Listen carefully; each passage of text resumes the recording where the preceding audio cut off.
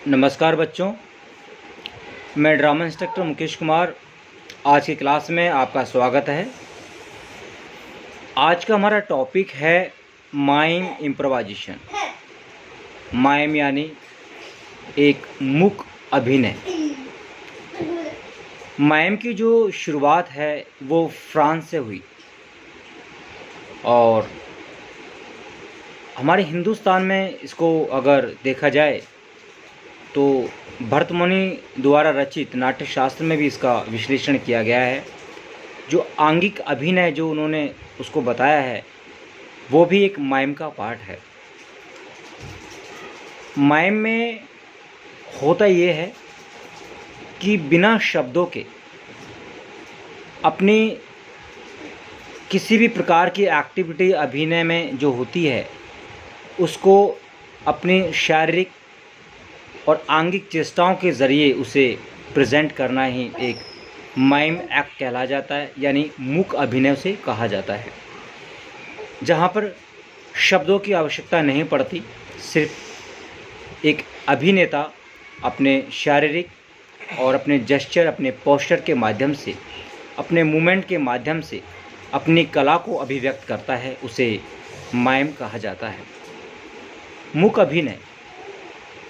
और ये आज से नहीं, इसका विश्लेषण अगर किया जाए तो नाट्यशास्त्र में कम से कम 2000 वर्षों पूर्व इसका विश्लेषण किया गया है। लेकिन हमारे हिंदुस्तान में, भारतवर्ष में इसका इतना प्रचलन नहीं रहा था। लेकिन इसके जो सच में जो जन्मदाता जिसको कहा जाता है वो फ्रांस देश को ही कहा जाता है, क्योंकि वहाँ इसे तवज्जो दिया गया और ज़्यादातर इसका वहाँ पे महत्व रहा है।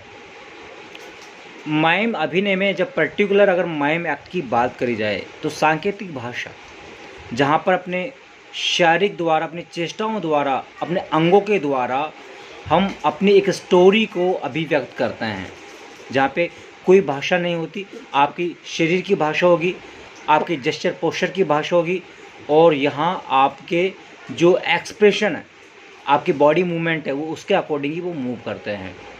तो यह है मूक अभिनय, जिसको कहा जाता है माइम इम्प्रोवाइजेशन, जहाँ पे हम बिना बोले अपनी किसी भी प्रकार की बातों को अभिव्यक्त करते हैं, नहीं तो वो संप्रेषण करना मूक अभिनय इसको कहा जाता है।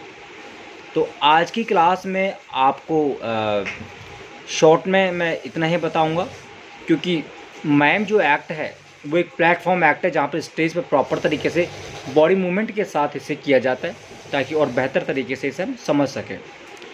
तो इसके लिए कुछ चीज़ें हैं, लाइक माइम एक्ट जब होता है तो माइम में फेस प्रॉपर तरीके से उसे वाइट कर दिया जाता है पूरा, और हाथों के अंदर ग्लव्स होते हैं। लेकिन इसमें म्यूज़िक का बड़ा ख़ास ध्यान रखना पड़ता है, जहाँ पे अकॉर्डिंग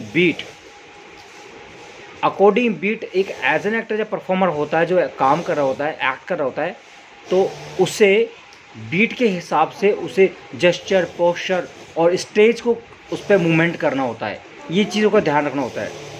लेकिन इसमें सामने वाले का जो एक्सप्रेशंस होते हैं उन्हें भी समझना होता है। जो गिव एंड टेक होता है उसे बहुत ज़रूरी है समझना। विदाउट समझे अगर हम कहना कुछ चाह रहे हैं और कुछ और कह जाते हैं, तो उसका एक्शन टू रिएक्शन, वो फिर वो मूवमेंट है, वो मैसेज है, वो गलत हो जाएगा। इसलिए मूक अभिनय में प्रैक्टिस की ज़रूरत है और समझ की ज़रूरत है, क्योंकि यहाँ पे शब्द नहीं होते। इसलिए मूक अभिनय में विदाउट सोचे समझे अपने जेस्चर, अपने पोस्चर, अपने आंगिक भाषा का इस्तेमाल करना कतई ठीक नहीं होगा। तो आज की क्लास में इतना ही। Thank you so much. घर पे रहिए, सुरक्षित रहिए। जय हिंद, जय भारत, नमस्कार।